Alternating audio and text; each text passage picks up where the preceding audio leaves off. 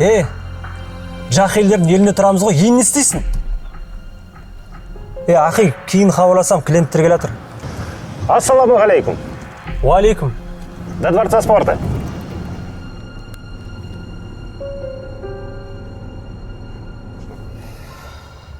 Вот такие дела. Мы в Казахстане в первый раз. Орхан тоже. Он, кстати, с Азербайджана. Ну, расскажи про Казахстан, про казахов. Я знаю вашего великого Абая. А я Кажимукана знаю. Наверное, гордитесь вашими предками? Мы Пушкиным гордимся. Брат, а что за флаг? Брат, вы казах? Денис, а мы точно в Казахстан приехали?